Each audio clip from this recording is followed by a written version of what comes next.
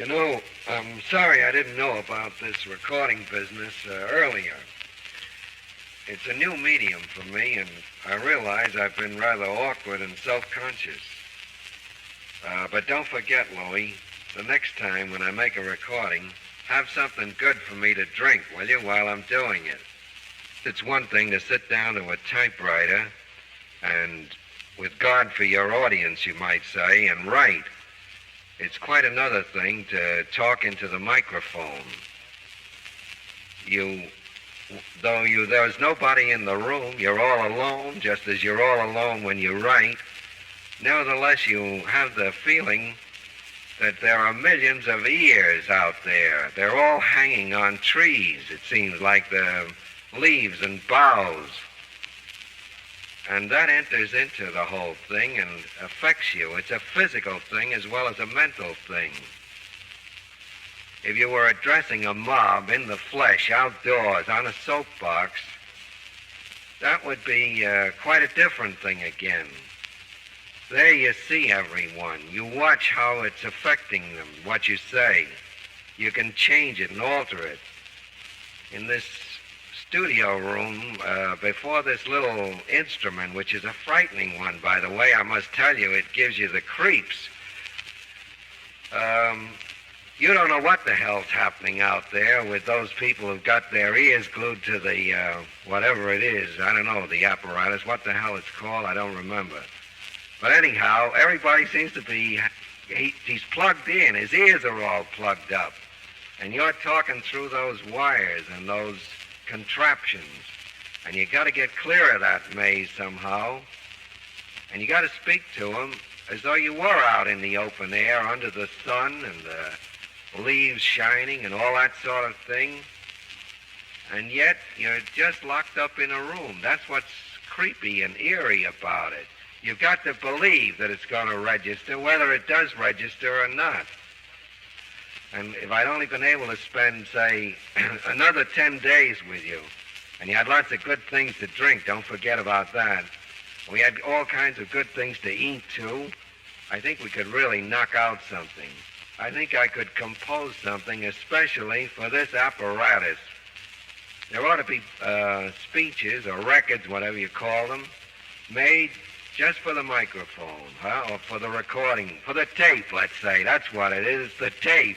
It's about the flimsiest, most perishable thing there is. I see you, I'm making a speech, and you tell me at the same time I'm erasing one. Who ever heard of such a thing? It's a contradiction in itself. Do you see what I mean? It's a long swing from that to convey what I'm getting at. But this whole experiment has gotten me to both thinking and believing more strongly than ever that we're not going to be reading books very many more years. It wouldn't surprise me that in another 50 years, there won't be any more books. We'll have this direct communication with one another. We might not even have to talk into a microphone then. We might not need records or tape or anything.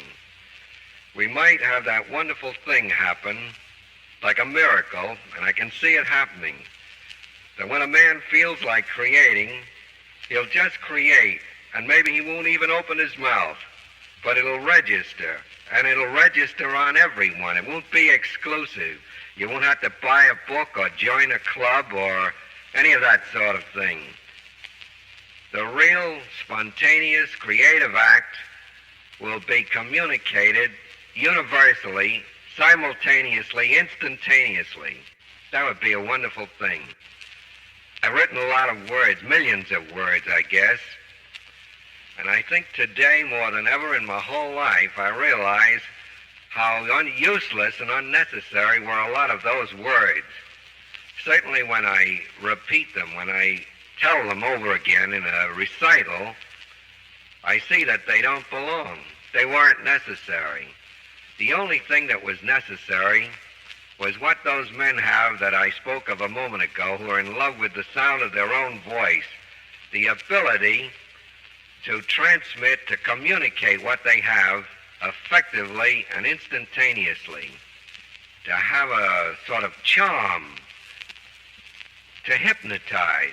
After all, what is poetry? What was the great poetry that we only know now by some distant reverberation through printed books? What was Homer? He wasn't something written in a book. He was a man singing his words. He was a blind man, they say, wandering like a beggar. And wherever he went, he was creating a poem, a song. Somebody wrote it down. That's made a different kind of music. When you come today to men like T.S. Eliot and Auden and Spender and all the modern poets, they're a long, long ways from those magicians of old, those wizards who had the verbal faculty. Let's get back to that. That's what I say. Okay, Louie, that's all.